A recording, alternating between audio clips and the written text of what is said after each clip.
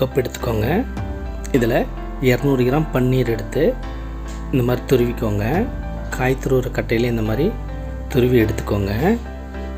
இதில் ஒரு 2 வேக வச்ச உருளைக்கிழங்கு சேர்த்துக்கோங்க.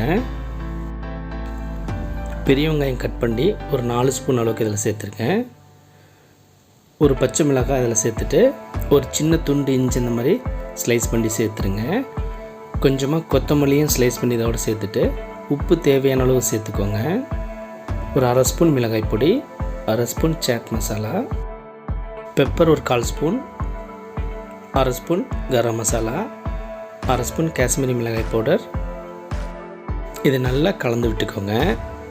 இந்த மசாலாவோட இந்த பன்னீர் உருளைக்கிழங்கெல்லாம் நல்லா மசித்து இந்த மாதிரி ரெடி பண்ணிக்கோங்க. பண்ணிவிட்டு இந்த மாதிரி ஃபஸ்ட்டு உருண்டையாக தனியாக எடுத்துக்கோங்க.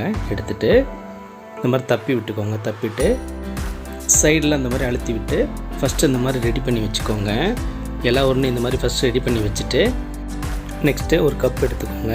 இதில் 4 ஸ்பூன் கார்ன்ஃப்ளவர், 4 ஸ்பூன் மைதா சேர்த்து இதில் தண்ணி ஊற்றிக்கோங்க. ஊற்றி இதை நல்லா கரைச்சி விட்டுக்கோங்க.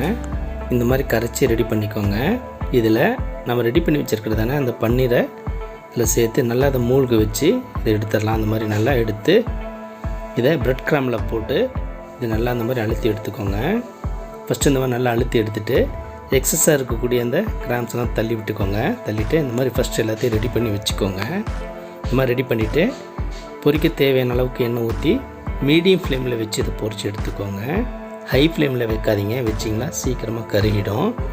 இந்த மாதிரி மீடியம் ஃப்ளேம்லேயே வச்சு இதை நல்லா பொன்னிறமாக பொரித்து எடுத்துக்கோங்க. இது ரெடி ஆகிடுச்சு. சாஸோடு சாப்பிட்டிங்கன்னா டேஸ்ட் ரொம்பவே சூப்பராக இருக்கும். இதை நீங்களும் ட்ரை பண்ணி பாருங்கள். இந்த வீடியோ உங்களுக்கு பிடிச்சிருந்தா லைக் பண்ணுங்கள், கமெண்ட் பண்ணுங்கள், இந்த சேனலை சப்ஸ்கிரைப் பண்ணுங்கள், பக்கத்தில் இருக்கிற பெல் பட்டனை கிளிக் பண்ணுங்கள்.